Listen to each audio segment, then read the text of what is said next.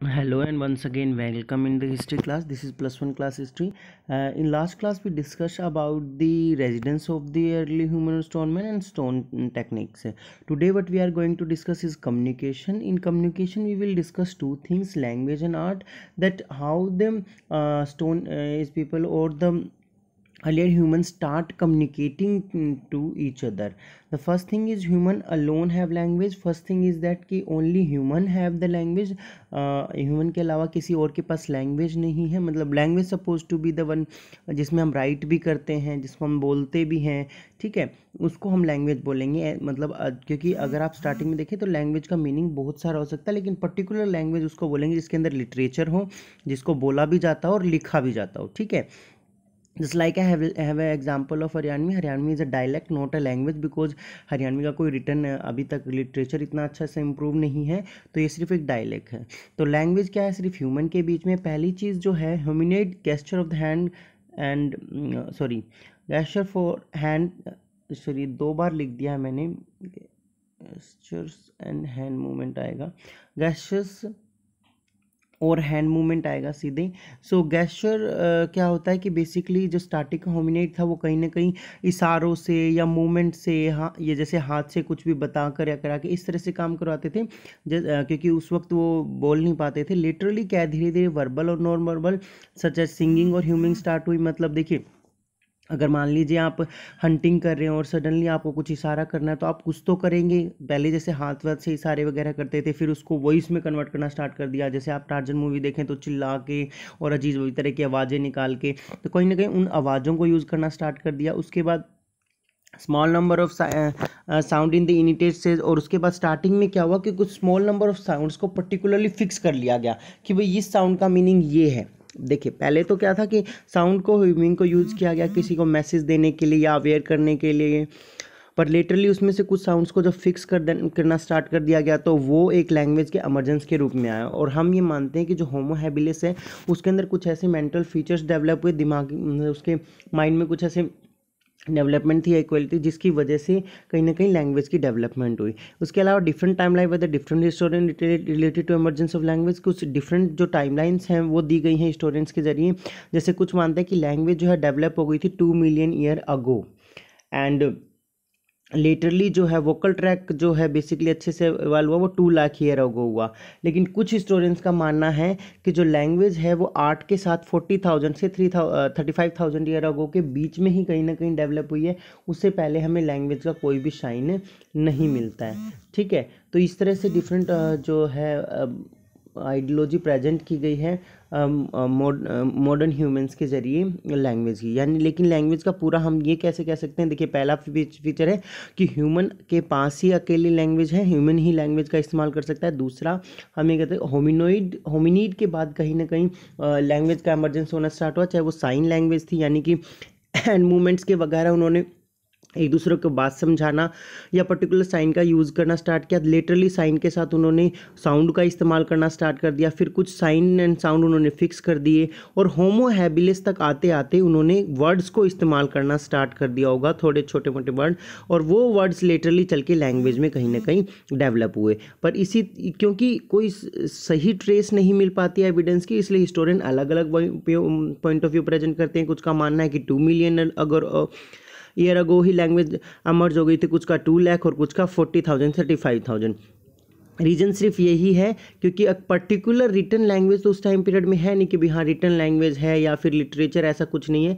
सिर्फ लैंग्वेज को यहाँ पर मीनिंग ऑफ कम्युनिकेशन के रूप में देखा जा रहा है. तो मीनिंग ऑफ कम्युनिकेशन में 2 मिलियन अगो का जो आर्गूमेंट है वो क्या है कि बेसिकली जब साइंस वगैरह यूज़ करना बिल्कुल स्टार्ट कर दिया हो, ठीक है. 2 लाख का है कि जब साइन के साथ वॉइस को यूज़ कर दिया हो, और 40-35,000 है जब उन्होंने फिक्स कर दिया, हाँ इस साइन का मतलब ये है और इस साउंड का मतलब ये है. तो इस वजह से ये डिफ्रेंशिएशन है, इसके अलावा और कोई रीज़न नहीं है. क्योंकि उस वक्त की लैंग्वेज को हम किस चीज़ में देख रहे हैं? सिर्फ और सिर्फ ओनली मीडियम ऑफ कम्युनिकेशन के रूप में. ठीक है. जिससे वो अपने बेसिकली आपने हिंदी में सुना भी होगा कि भाषा वह साधन है जिसके द्वारा हम अपने भावों को व्यक्त करते हैं. तो लैंग्वेज क्या है? बेसिकली वहाँ पर जहाँ पर उन्होंने अपनी फीलिंग्स को कहीं ना कहीं एक्सप्रेस करना स्टार्ट कर दिया था. वो अलग अलग टाइम पीरियड पे अलग अलग तरह से हुआ है, इसलिए इसका डेवलपमेंट थोड़ा सा इसके सेकेंड चीज़ है कि हमें बहुत ज़्यादा जो हंड्रेड्स ऑफ पेंटिंग्स मिलते हैं एनिमल की डिस्कवरी। फ्रांस की दो साइट है बेसिकली, लाकोस और चावेट वहाँ पर। उसके अलावा अल्तमीरा बहुत फेमस है स्पेन में। If you are watching the video you have to make the assignment on Altamira. या अल्तमीरा इन स्पेन के अंदर है। उसके अलावा वहाँ पर हमें बहुत सारे जैसे bison horse, ibex, deer, mammoth, rhinos, lion, bear, panther, hyenas, owl, बहुत सारी डिफरेंट एनिमल्स जो हैं उनकी डिपिक्शन हमें वहाँ देखने को मिलती है। अब डिपिक्शन के साथ ही बहुत सारे क्वेश्चन एमर्ज होते हैं कि फर्स्ट क्वेश्चन है कि जो एरिया है, जो why do some area of the cave have painting not other, कि कुछ एरिया में पेंटिंग की गई है कुछ में नहीं की गई है।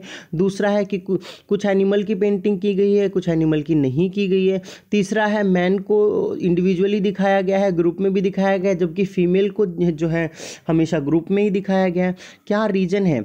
तो एरिया से रिलेटेड एक क्वेश्चन है कि भाई कुछ एरिया पेंटिंग है कुछ है नहीं है। दूसरा क्वेश्चन है मैन और वुमेन से दूसरा एनिमल से रिलेटेड कि कुछ एनिमल को पेंट किया गया है बाकी को नहीं किया गया। तीसरा मैन से रिलेटेड कि मैन को ग्रुप में और इंडिविजुअल पेंट किया गया जबकि फीमेल को हमेशा ग्रुप में। चौथा साउंड से रिलेटेड कि कुछ ऐसी जगहों पर पेंटिंग की गई है जहाँ पर साउंड जो है अच्छे से आ सके। तो क्या रीज़न था इन सब पेंटिंग का करने का, उसको समझने में हमें प्रॉब्लम हो रही है। लेकिन फिर भी स्टूडेंट्स क्या करते हैं, उसको ट्रैक करने की कोशिश करते हैं कि किस पर्पज़ के लिए बेसिकली बनाई होगी। तो सबसे पहले देखिए हंटिंग, रिचुअल एंड मैजिक की कहीं ना कहीं पेंटिंग का ये देखा जाता है कि क्या पता हंटिंग के जो रिचुअल्स वगैरह थे उनको करने के लिए पेंटिंग बनाई गई हो कि हंटिंग का रिचुअल करके वो मैजिक वैजिक कर लेते थे। उससे क्या होता था कि हंट सक्सेसफुल होगा, मतलब उनका कोई ना कोई बिलीव था भाई ऐसे करके कोई रिचुअल वगैरह करेंगे। जैसे आजकल हम मानते हैं ना कि भगवान को वर्शिप करके किसी अच्छे काम के लिए जाना चाहिए ताकि वो काम सक्सेसफुल हो।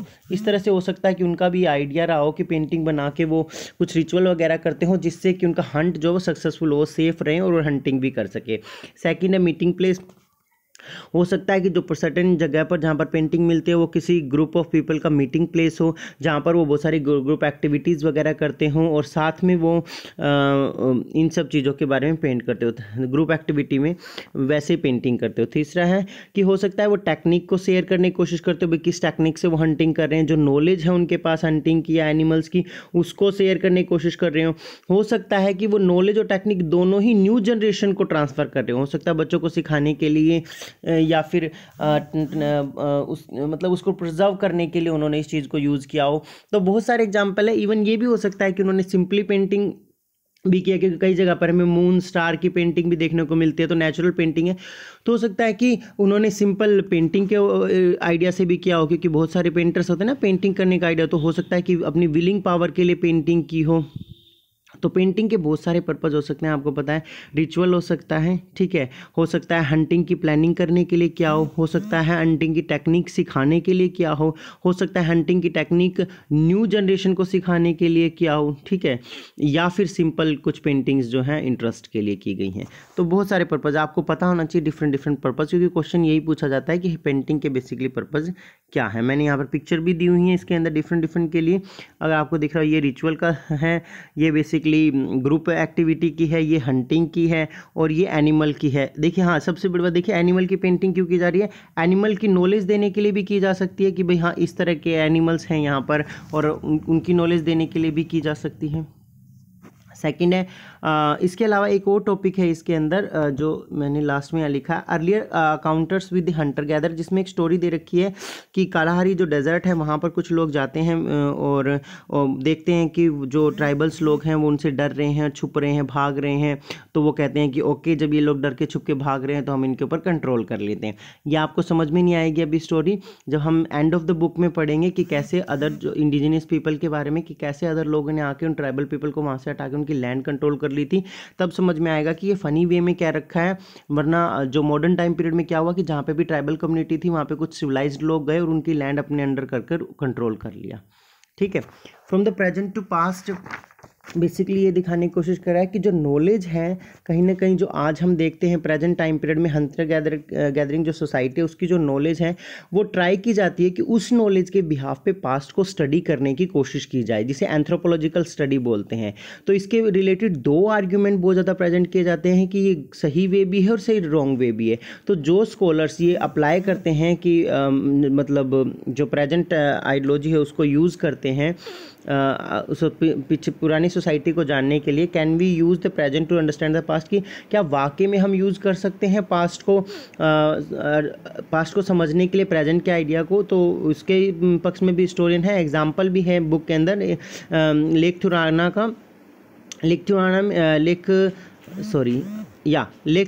तुर्काना है ये, लेक तुर्काना का एग्जाम्पल दिया गया है कि वहाँ पर जो मूवमेंट्स थी लोगों की वो बेसिकली ड्राई सीजन की वजह से थी, जो आज भी प्रेजेंट टाइम पीरियड में देखी जाती है।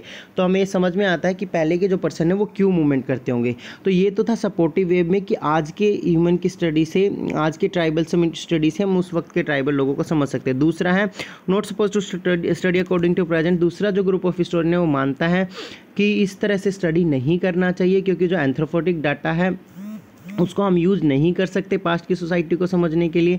रीज़न क्या है कि प्रेजेंट डे के जो हंटर गैदर सोसाइटी हैं उनका लिविंग स्टाइल बहुत ही डिफरेंट है। वो बहुत ज़्यादा इकोनॉमिकल एक्टिविटी में भी जुड़े हुए हैं, उनके हंटिंग गैदरिंग भी टोटली बहुत डिफरेंट है।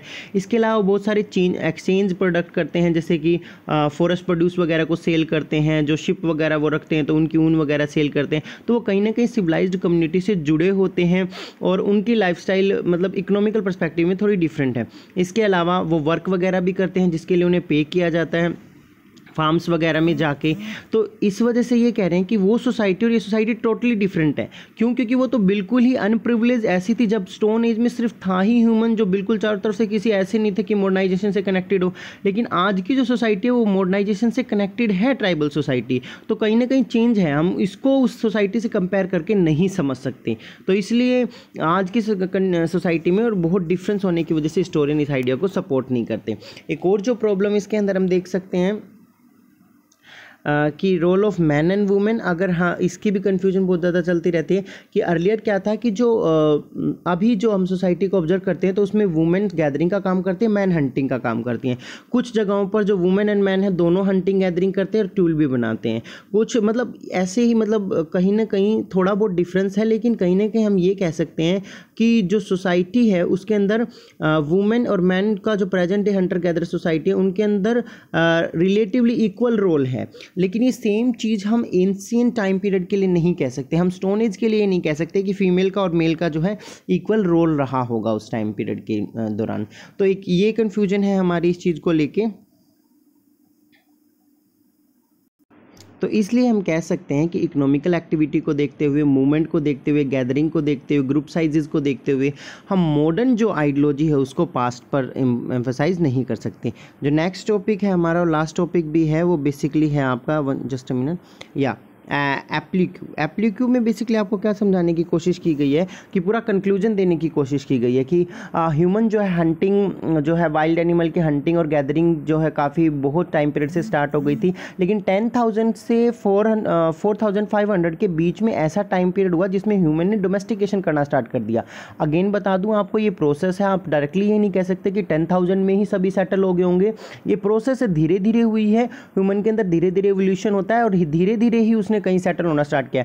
तो 10,000 में उसने सेटल होना स्टार्ट कर दिया था, 4,500 तक हमें पूरी तरह से सेटल होने के सोर्स मिलते हैं। तो हम ये कह रहे हैं कि इस दौरान उसने सेटलमेंट की पूरी प्रोसेस हुई है। वो हुई कैसे, उसके बारे में बेसिकली हम इसमें डिस्कस करने वाले हैं कि पहले जो फार्मिंग्स है और पेस्टरलिज्म है वो वे ऑफ लाइफ था, लेकिन धीरे धीरे उसमें चेंज कैसे आया कि अगर आप देखेंगे तो 13,000 ईयर अगो जो क्लाइमेट है उसके अंदर बहुत ज़्यादा चेंज हुआ। 13,000 ईयर अगो जो लास्ट आइस एज थी उसके बाद क्लाइमेट में चेंज होने लगा, क्लाइमेट जो है वार्मर होने लगा, वाटर जो कंडीशंस हैं वो प्रिवेल्ड होने लगी। तो धीरे धीरे जो ग्रासेस वगैरह हैं वो ग्रोथ करने लगी, बार्ले वीट्स जैसी ग्रासेस की बात कर रहे हैं यहाँ पे, वो कहीं ना कहीं ग्रो करने लगी। और इसके ग्रो करने की वजह से ही जो एनिमल है वो ईजिली सर्वाइव करने लगा, तो उसकी पॉपुलेशन इंक्रीज होने लगी। सॉरी, एनिमल भी बोल दिया मैंने, ह्यूमन और एनिमल दोनों की ही पॉपुलेशन इंक्रीज होने लगी। ठीक है, और इस तरह से जो ह्यूमन है वो इन ग्रासेस के फ्रंट में भी आया और जो एनिमल थे जैसे शिप, गोट, कैटल, पिग, डोंकी, इन सब को भी वो सब भी उसकी नज़र में आने लगे। तो धीरे धीरे उसने क्या किया, उसने इन्हीं सब को डोमेस्टिक करना स्टार्ट कर दिया। जो ह्यूमन सोसाइटी जो बनना स्टार्ट हुई है वो इसी वजह से हुई है कि जो abundance of the wild animal और जो ग्रास बढ़ी है उसकी वजह से ह्यूमन सोसाइटी डेवलप हुई। तो उन्होंने परमानेंट इस सोसाइटी ने इस चीज़ को कंट्रोल करना स्टार्ट कर दिया और डोमेस्टिकेशन की प्रोसेस स्टार्ट की। एनिमल की डोमेस्टिकेशन के साथ सबसे पहले उसने डोमेस्टिकेशन करना स्टार्ट किया था, याद रखिएगा, क्योंकि डोमेस्टिकेशन के बाद उसने धीरे धीरे सेटल होना स्टार्ट किया और प्रोडक्शन स्टार्ट किया था।